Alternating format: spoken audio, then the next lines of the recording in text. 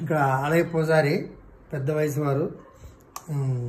కాకపోతే ఏమైందంటే అనుకోకుండా కొంచెం ఆ మెట్లు దిగేటప్పుడు స్లిప్ అయ్యి కొంచెం తూలిపోయి పడడం జరిగితే దీనికి వెంటనే ఒకవేళ కాస్త ఉపశమనం కావాలంటే అవసరమైనటువంటి ఇక్కడ ఔషధం లేహాలి రాసి ఆయిల్స్ అవిని కొంచెం దీంతో ఇలాగా హీట్గానే చేసామంటే ఆ రక్త ప్రసరణ పెరుగుతుంది.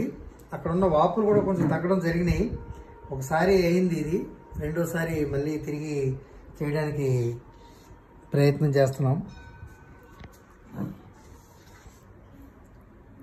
మీకు ఎక్కడ కొంచెం ఎక్కువ అనిపిస్తే అక్కడ కొంచెం చెప్పండి స్వామి. నార్మల్గా ఉన్నప్పుడు మీరు నార్మల్ చెప్పవచ్చు. కొంచెం ఎక్కువ అవుతుందంటే నేను కొంచెం మారుస్తాను. నా మీదే పెట్టారనుకోండి, ఒకవేళ నేనే ఇలా చూసుకుని చేస్తూ ఉంటాను.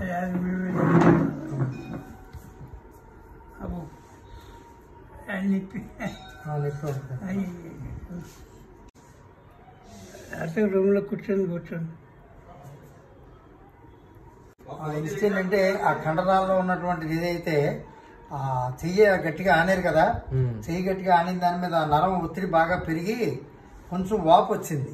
రక్త ప్రసరణ తగ్గుతుంది జాగ్రత్తగా. అందులో అది తిరిగి మళ్ళీ మనం పైనుంచి ఏదైతే బామ్ అది రాసి, ఆయుర్వేద బామ్ ఉంటుంది, అది మూలికతో చేసిందే. ఆ బామ్ రాసిన తర్వాత కాసేపు ఉంచి శరీరంలోకి ఇంకిపోయిన తర్వాత ఈ ఇన్ఫ్రాలైటర్ అంటారు ఇది. దీని నుంచి కొంచెం ఈ ఉష్ణోగ్రత సమంగా ఉండేది పెంచితే ఇక్కడ నుంచి ఈ కండ చూకోమంటుంది. లైటింగ్ ఆపుతానండి, కొంచెం మారుస్తాను, ప్లేస్ మారుస్తాను.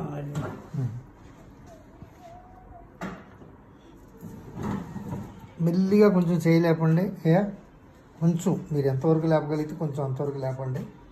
అది కూడా మరీ గట్టిగా మీరు విశ్వప్రయత్నం మీద వద్దు.